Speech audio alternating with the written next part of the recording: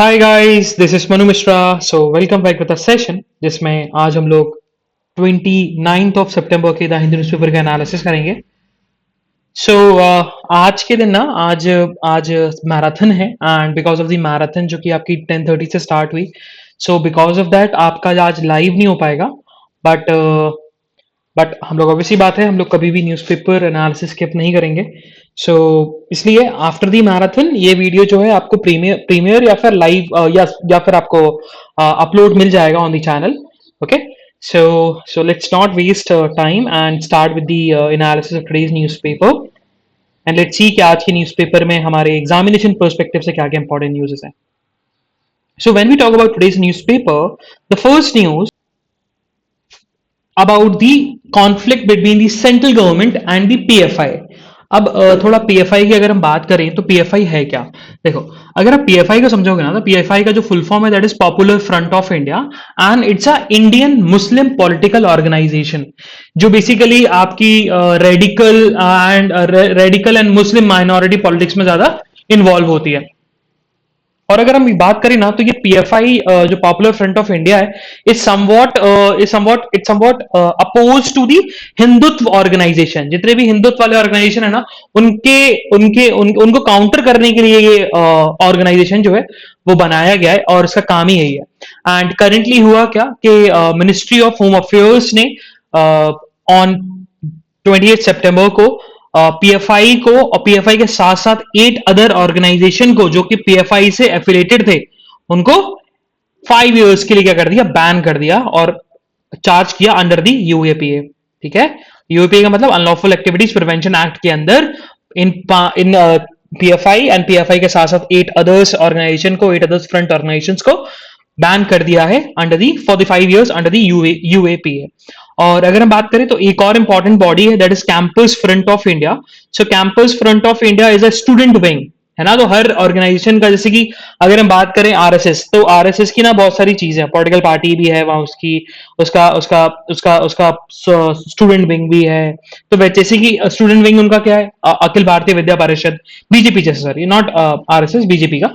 तो वैसे ही अगर हम बात करें आपको कांग्रेस का, तो कांग्रेस का है स्टूडेंट विंग है उनका, है ना। टीचर्स एसोसिएशन है, फार्मर्स एसोसिएशन है। तो ये भी एक ऑर्गेनाइजेशन है। इस ऑर्गेनाइजेशन का भी पॉलिटिकल विंग है, पॉलिटिकल विंग के साथ साथ आपका उनका उनका स्टूडेंट विंग भी है। तो स्टूडेंट विंग जो है इस कैंपस फ्रंट ऑफ इंडिया, उसको भी ना यूएपी के अंदर चार्ज करके 5 साल के लिए बैन कर दिया है। सो बस इतनी सी न्यूज है। और एक चीज और है, अभी मिनिस्ट्री ने एक ऑर्डर पास किए हैं एंड इस ऑर्डर में दो बातें की गई हैं। पहली बात ये है, उन्होंने एम्पावर किया है सारे स्टेट्स को कि वो नोटिफाई करें जितनी भी प्लेसेस हैं पीएफआई से एसोसिएटेड। ठीक है, और वहां पर देखें कि कहीं वहां पर अनलॉफुल एक्टिविटीज तो नहीं हो रही है, ये चेक करना। दूसरा, सारे डिस्ट्रिक्ट मजिस्ट्रेट्स को ऑर्डर दिया गया है इंडिया में कि जितनी भी पीएफआई की, पॉपुलर फ्रंट ऑफ इंडिया की इमूवेबल प्रॉपर्टी है, वो ये चेक करें कि वो पूरे प्रॉपर तरीके से उन पीएफआई की इमूवेबल प्रॉपर्टी जितनी भी उनकी एरियाज में है, उधर कोई रेसिडेंट ना रह रहा हो एंड कोई भी परमिशन के बिना वहां पर कोई जाएगा नहीं एंड उसको सील कर दिया जाए उस इमूवेबल प्रॉपर्टी को। Next one, it's about the center extend free ration scheme for 3 months. So what happened? तो सेंट्रल गवर्नमेंट ने हमने, हमको याद है, हमने अपन ने कुछ समय पहले एक योजना के बारे में पढ़ा था, एक स्कीम के बारे में पढ़ा था and the name of the scheme is Pradhanmantri Garib Kalyan Anna Yojana, है ना। And according to this scheme what happened कि 5 kgs ऑफ फूड ग्रेन जो है पर पर्सन दिया जाएगा एक्स्ट्रा। और ये जो योजना है, ये योजना किस वजह से आई थी? बिकॉज ऑफ दी कोविड-19, क्योंकि कोविड-19 में एम्प्लॉयमेंट चला गया था बिकॉज ऑफ दी रिस्ट्रिक्शंस, है ना। जिसके चलते जो लोग घर पे बैठे हुए थे, तो घर पे बैठना है तो ऑब्वियसली बात है उनको कुछ खाने के लिए चाहिए। सो फॉर दैट गवर्नमेंट ने स्कीम लॉन्च करी थी अप्रैल 2020 में, जिसके अंडर आपको एक तो फ्री राशन जो मिलता है बीपीएल फैमिलीज को वो तो मिलेगा एडिशनल 5 kg ऑफ फूड जो है, 5 kg ऑफ फूड ग्रेन जो है पर पर्सन, वो और दिया जाएगा।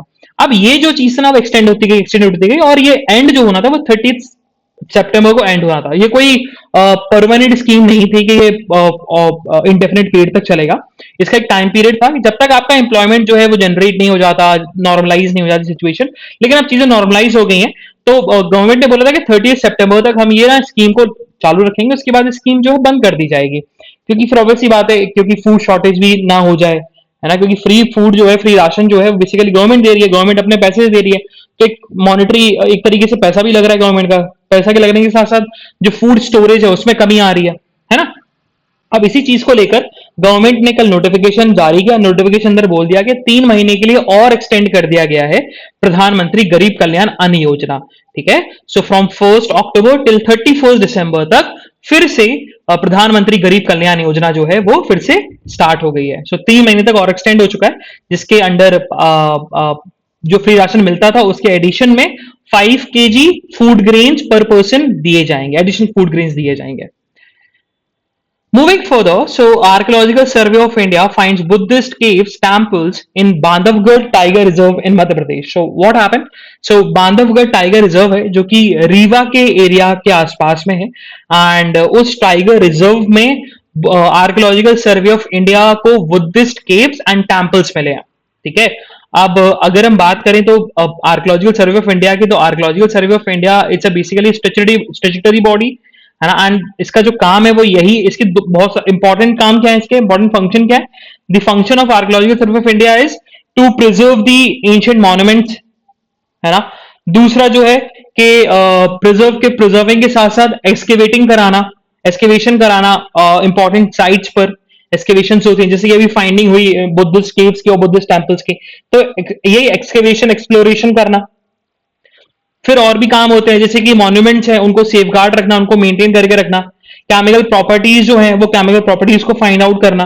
So is the work of archaeological survey of India, and archaeological survey of India जो है वो रेगुलेट होता है आपका ancient monuments and ancient monuments and remain sites act 1958 से, है ना, उससे आर्कियोलॉजिकल सर्वे ऑफ इंडिया जो है रेगुलेट होता है।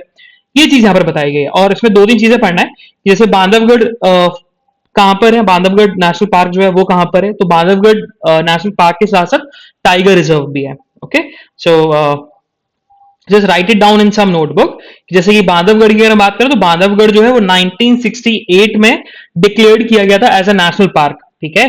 और दूसरा जो है कि यही नेशनल पार्क आगे चलकर टाइगर रिजर्व भी डिक्लेयर हो गया। सो 1993 में टाइगर रिजर्व डिक्लेयर हो गया, तो 1968 में ये नेशनल पार्क बना और 1993 में टाइगर रिजर्व भी बन गया under the Project Tiger. Okay, and it's in the state of Madhya Pradesh. और ये पहले महाराजा ऑफ रीवा का एक तरीके से ये फॉरेस्ट हुआ करता था फॉर हंटिंग के लिए, बट 1963 में महाराजा ऑफ रीवा ने ये गवर्नमेंट को हैंड ओवर कर दिया, एंड 1968 में गवर्नमेंट ने इसको नेशनल पार्क जो है डिक्लेयर कर दिया। Moving further on the state news, yeah, so it's about the Bengal government's doorstep ration scheme. It's illegal, so says Calcutta High Court. What happened? Doorstep ration को लेकर, doorstep ration scheme थी, हुआ क्या? अगर हम बात करें तो नेशनल फूड सिक्योरिटी एक्ट के अंदर सेंट्रल गवर्नमेंट की स्कीम है कि वो ना बीपीएल फैमिलीज जो है, बीपीएल फैमिलीज के मेंबर्स को फ्री राशन प्रोवाइड करेगा, या राशन प्रोवाइड करेगा एट अफोर्डेबल प्राइसेस। 5 रुपए किलो आपको अनाज मिल जाएगा, 2 रुपए किलो आपको गेहूं मिल जाएगा, ये सारा कुछ चीजें। तो अब हुआ क्या कि राशन के लिए आपको राशन शॉप की लाइन में खड़ा होना पड़ता है ना। देखा होगा आपने, राशन की शॉप होती है, वहां लाइन में खड़े होते हैं लोग बाग, वहां पर क्या होता है कि वहां पर बेसिकली राशन लेने आते हैं, कलेक्ट करने आते हैं राशन कार्ड दिखाकर। बट व्हाट हैपेंड कि बंगाल गवर्नमेंट ने बोला कि चलो अब ऐसा करते हैं कि जो राशन है वो राशन ना क्या करेंगे, अब वो राशन ना अब हम डोर स्टेप पे डिलीवर करवा देंगे। ये बंगाल गवर्नमेंट ने डिसीजन लिया।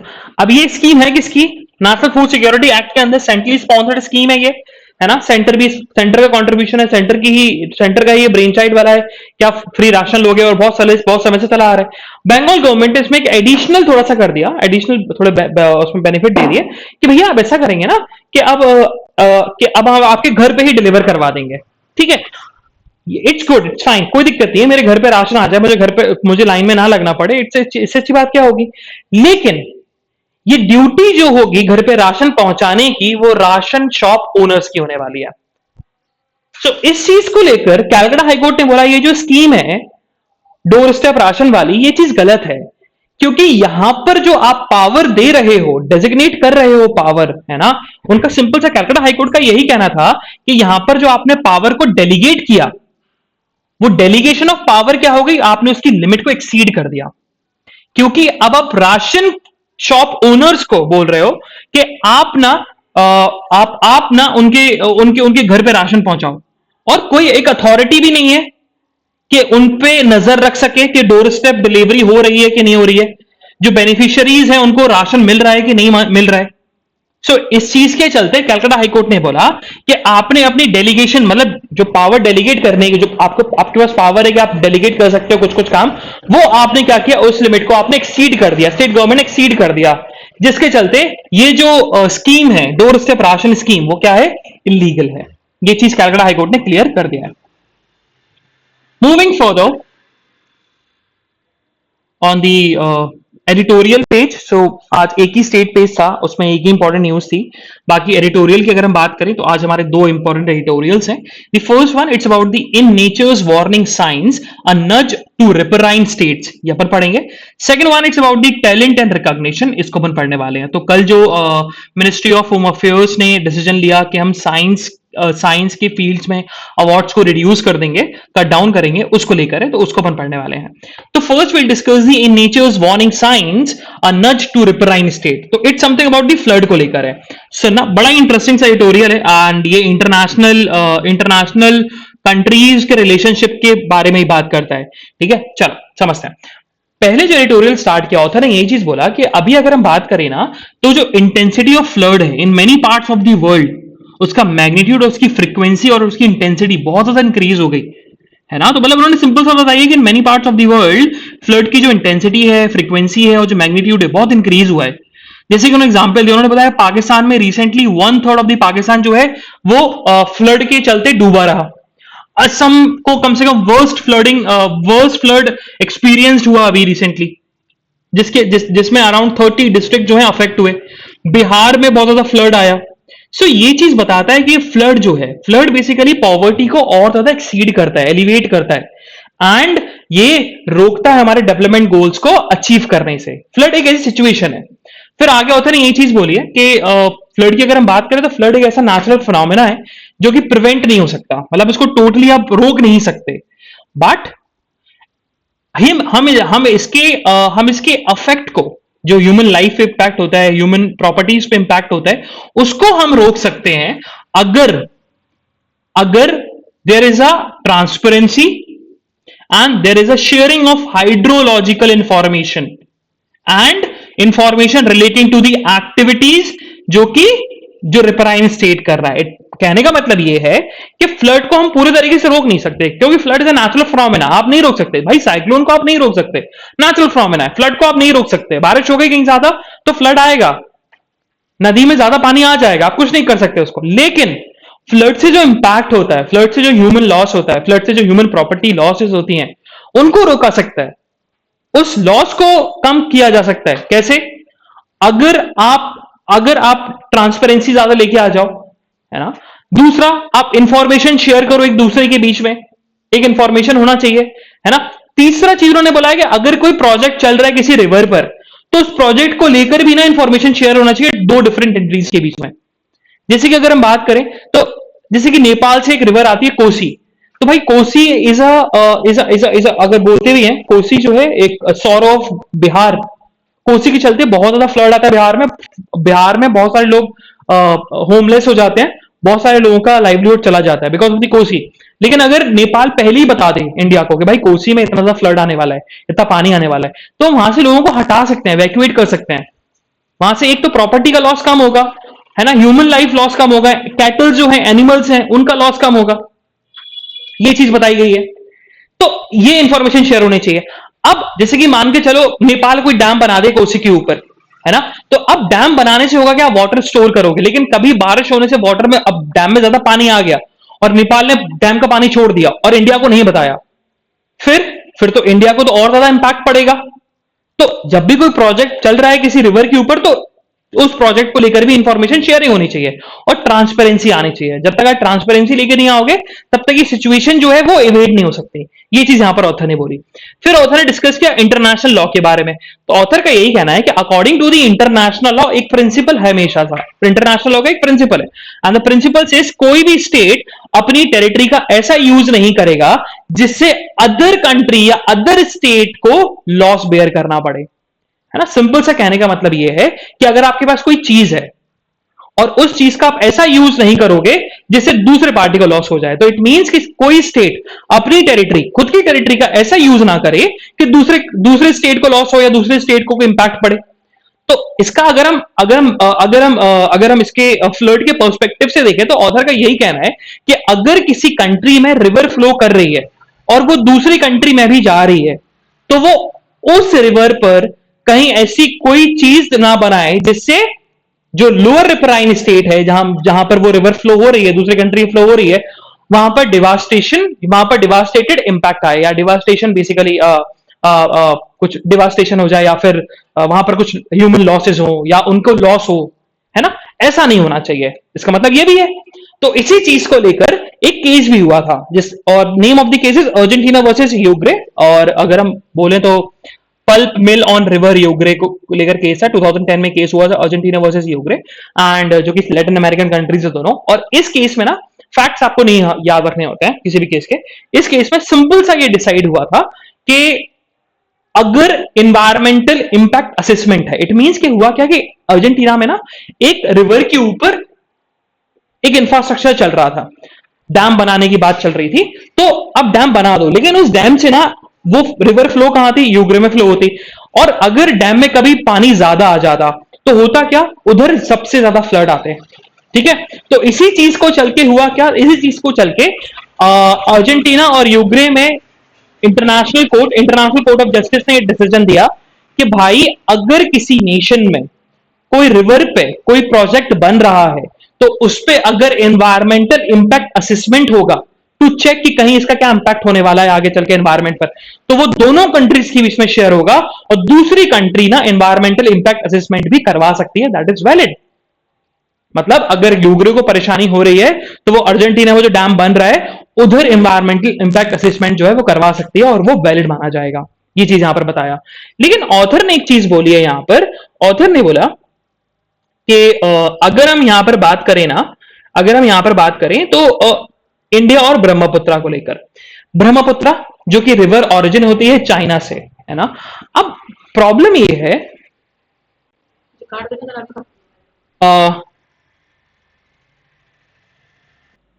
या तो अगर हम इंडिया और ब्रह्मपुत्रा की बात करें तो इंडिया और ब्रह्मपुत्रा में ना थोड़ा सा इशू है। इशू ये है कि चाइना जो है वो ब्रह्मपुत्रा का अपर रिपराइन स्टेट है ना, क्योंकि ब्रह्मपुत्रा वहीं से ओरिजिनेट होती है, और इंडिया और बांग्लादेश जो है वो लोअर रिपराइन स्टेट है ब्रह्मपुत्रा के पर्सपेक्टिव से।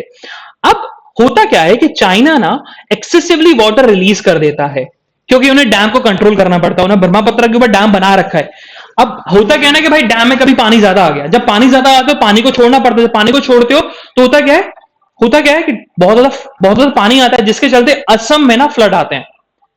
अब इसी चीज को लेकर अगर हम बात करें तो भाई ये जो अर्जेंटीना वर्सेस यूग्रे में जो हेल्ड हुआ है वो इंडिया और चाइना के बीच में भी होना चाहिए, लेकिन नहीं होता। उसका रीजन ये है क्योंकि इंडिया और चाइना दोनों ही ना इंटरनेशनल कन्वेंशन के सिग्नेटरी नहीं है, कोई भी पार्टी नहीं है। एक लॉ है, इंटरनेशनल लॉ है, United nation convention on the law of non navigational use of international water courses और United nation economic commission for Europe, इन दोनों के ही बेसिकली पार्टी नहीं है, दोनों ही नेशन नहीं है, जिसके चलते इनके ऊपर इंटरनेशनल लॉ जो है एक तरीके से अप्लाई नहीं हो सकता, अबाइड नहीं हो सकता। तो इसी चीज को लेकर दोनों ने क्या किया, एमओयू साइन किया था, मेमोरेंडम ऑफ अंडरस्टैंडिंग साइन किया था दोनों नेशन ने। ठीक है, अब दोनों नेशन की जो एमओयू है वो देखो इंडिया को राइट नहीं देता कि आप वहां पर जाके अर्बनाइजेशन और डिफॉरेस्टेशन एक्टिविटीज जो है वो आप चेक कर सकते हो, मतलब चाइना जाके आप अर्बनाइजेशन और डिफॉरेस्टेशन एक्टिविटीज चेक नहीं कर सकते। तो इसीलिए यही कहना है ऑथर का कि अगर ब्रह्मपुत्रा और चाइना को लेकर इशू है, या ब्रह्मपुत्रा और इंडिया को लेकर इशू है, तो या तो इंडिया चाइना अच्छे रिलेशन रख ले, नहीं रख पा रही है तो दोनों को पार्टी बनना चाहिए इंटरनेशनल लॉस का। अगर दोनों पार्टीज बन जाए इंटरनेशनल लॉ का तब जाकर जो सिचुएशन है वो सुधर सकती है और असम में जो फ्लड है वो रोका जा सकता है। वहीं आगे बात की गई है इंडिया नेपाल की।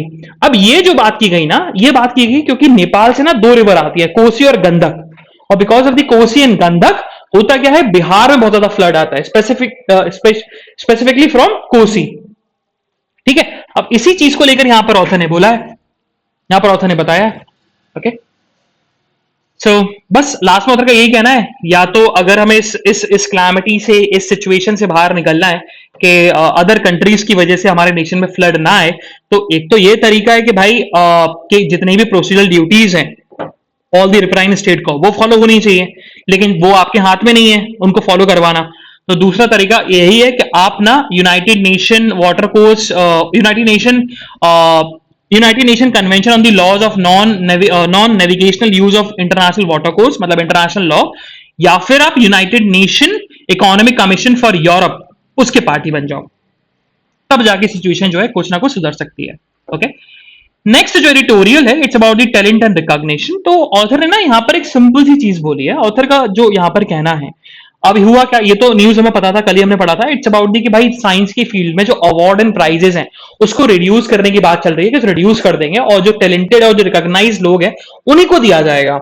ऐसा नहीं, क्योंकि ये होता है कि साइंस अवार्ड जो है किसी को भी दे दिया जाता है, लेकिन इस चीज को ऑथर ने ना अपोज किया, क्रिटिसाइज किया। ऑथर ने बोला कि अगर हम बात करें जो अवार्ड प्राइजेस हैं जो बेसिकली अचीवमेंट को रिकॉग्नाइज करती हैं इन दी साइंस एंड मेडिकल रिसर्च, ठीक है, लेकिन अगर हम बात करें तो अवार्ड एंड प्राइजेस जो हैं ये बेसिकली यंगर साइंटिस्ट को एक पुश देती हैं कि वो इमेजिनेटिव गोल्स को अचीव कर सकें, है ना। और अवार्ड्स और प्राइजेस साइंस की फील्ड में देना एंड अवार्ड्स और रिकॉग्निशन या प्राइजेस देना स्पोर्ट्स की फील्ड में या गैलेंट्री अवार्ड्स देना, ये दोनों बहुत डिफरेंट चीजें हैं। क्योंकि स्पोर्ट्स और गैलेंट्री अवार्ड्स में क्या होता है, उनमें क्या एक बेंचमार्क सेट होता है कि आप अगर ये चीज क्लियर कर लोगे तो भैया आपको अवार्ड मिल जाएगा, है ना, आपने अगर ये हर्डल पार कर ली आपको मेडल मिल जाएगा। लेकिन साइंटिफिक रिसर्च जो होती है बहुत ओपन एंड है, ठीक है। इट्स समथिंग अबाउट कि आपने बहुत मेहनत करी और इवन तो आप उस पर सक्सेसफुल ना हो पाओ, लेकिन वही चीज स्पोर्ट्स और गैलेंट्री अवार्ड्स में क्या, it's a set of benchmark. एक आपको पता है कि बस टारगेट क्या है, बट साइंस में कोई टारगेट नहीं होता, साइंस और रिसर्च में कोई टारगेट नहीं होता, साइंस और रिसर्च में कोई बेंचमार्क नहीं होता। साइंस एंड रिसर्च में जितना आप लोगों को पुश करोगे उतना ज्यादा एडवांसमेंट होगा। तो वही चीज ऑथर ने बताई कि अगर आप यंगर साइंटिस्ट को, यंगर रिसर्चर्स को अगर आप ज्यादा पुश करोगे, अब पुश कैसे मिल सकता है उनको, अगर आप अवार्ड्स या रिकॉग्निशन या अचीवमेंट्स हो, मतलब उनके पास अचीवमेंट्स हो, तब जाके उनको मिलता है, तब जाके उनको लगता है कि हाँ जिंदगी हम कुछ कर रहे हैं। लेकिन अगर आप उनको वो मोटिवेशन ही नहीं दोगे तो फिर वो एक जो पुश है, एक जो लॉफ्टियर है साइन है, वो आप नहीं दिखा रहे हो। तो वही चीज यहां पर ऑथर ने बोला है कि अवार्ड्स एंड रिकॉग्निशन जो है वो देना चाहिए टू द यंग साइंटिस्ट, जिससे हमारे नेशन में और ज्यादा रिसर्च एंड साइंस की फील्ड में एडवांसमेंट देखने को मिले। यही चीज यहां पर ऑथर ने बोला है और कुछ नहीं है। बाकी ये तो अभी प्रेजेंट की सिचुएशन जो हमने कल न्यूज में पढ़ा था कि union home secretary Ajay Bhalla ने बोल दिया कि भाई साइंस की फील्ड में अवार्ड्स को रिड्यूस किया जाएगा, ये न्यूज है। बाकी फिर ये बताया क्यों नहीं करना चाहिए, जो कि बहुत इंपॉर्टेंट है। मूविंग फर्दर, अच्छा, टेक्स्ट एंड कॉन्टेक्स्ट में भी आज जो बात की गई ना वो ईरान को लेकर बात की गई है। ईरान में जो प्रोटेस्ट चल रहा है हिजाब को लेकर, उस चीज को लेकर, एंड स्पेसिफिकली यहां जो बात की गई है ना वो बात की गई है कि जो मोनार्की के बाद जो क्लर्कियल रूल आया था ईरान में, उसको लेकर बात की गई है, वो कितना स्ट्रिक्ट है ना, और कितना रिलीजियस है।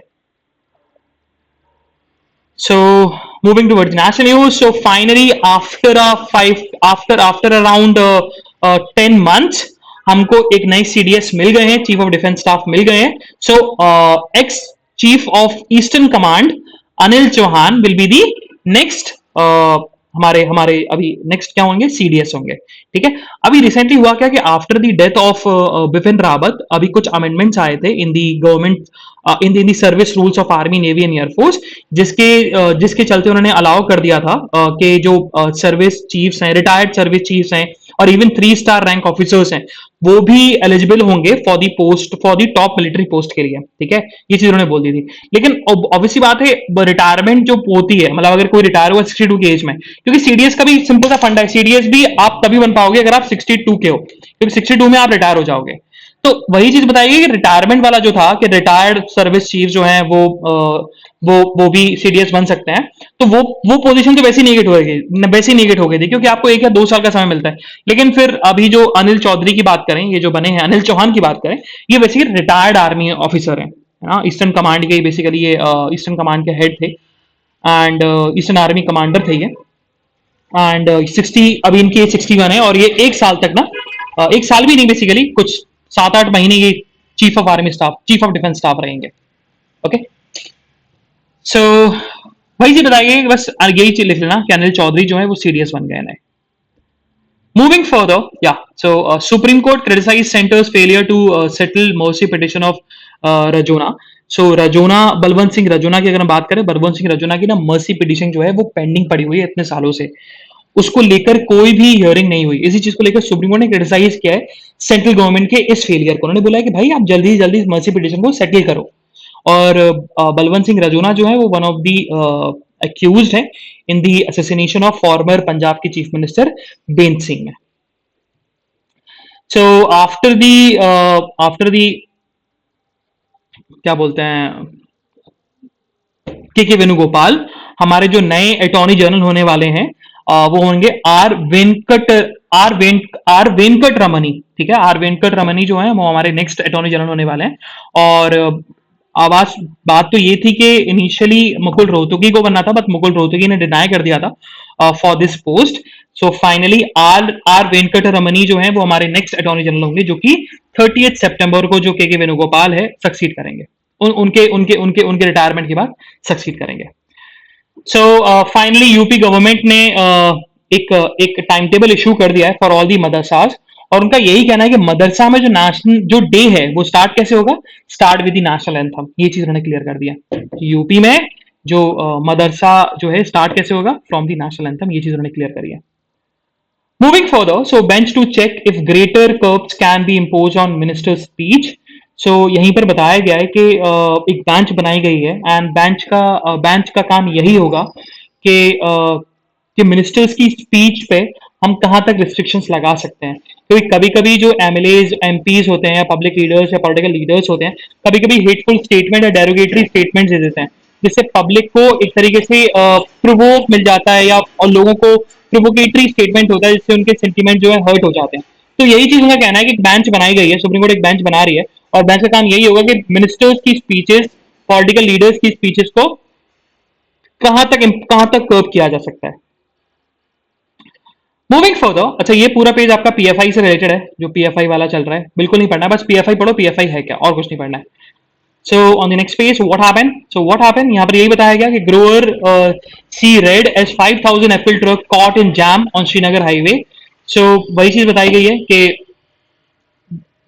5,000 से भी ज्यादा एप्पल के ट्रक जो हैं वो जैम के चलते अटके पड़े हुए हैं, जिसके चलते बहुत सारे एप्पल जो हैं वो खराब हो चुके हैं। यही बताया गया, रॉटन हो चुके हैं, यही चीज बोला गया है। ठीक है, क्योंकि जम्मू एंड कश्मीर एडमिनिस्ट्रेशन ने कोई कोल्ड स्टोरेज कंपनीज जो है वो सेटअप नहीं करी हैं, जिसके चलते हुआ क्या, बहुत ज्यादा हैवी लॉसेस झेलना पड़ रहा है जो एप्पल के ट्रेडर्स हैं उनको। सो जयशंकर एंड यूएसए के जो एनएसए है, national security adviser Jack Sullivan, उन्होंने स्ट्रेटेजिक टाइज किए हैं, डिस्कस किए हैं, ऑन यूक्रेन वॉर को भी लेकर डिस्कशन किया है, ये बताया गया। क्योंकि अभी वो ऑब्वियसली बात है, अभी विजिट पर है, यूएस की विजिट पर है हमारे फॉरेन मिनिस्टर। सो चाइना के जो एनवॉय हैं सन वीडोंग, उनका यही कहना है कि बॉर्डर सिचुएशन जो है on the LAC between India and China, border of India and China, वो नॉर्मलाइजेशन की तरफ मूव ऑन हो रहा है। ठीक है, क्योंकि अभी रिसेंटली अगर आपको याद हो तो गोगरा स्प्रिंग पॉइंट पर भी अभी रिसेंटली डिसएंगेजमेंट देखने को मिला। तो जिससे ये दिख रहा है कि भाई बॉर्डर सिचुएशन जो है बिटवीन बॉर्डर इश्यूज जो है बिटवीन इंडिया एंड चाइना, वो नॉर्मलाइजेशन की तरफ जा रहा है। Moving further on the world news, so what happened? Ukraine referendum results point to Russia annexation. So what happened? तो जितनी भी टेरिटरीज यूक्रेन की रशिया ने कैप्चर करी है, वहां रशिया ना क्या कर रहा है, रेफरेंडम करा रहा है, और उस रेफरेंडम में ना मेजोरिटी ऑफ द वोट जो है ना रशिया के फेवर में आ रहे हैं।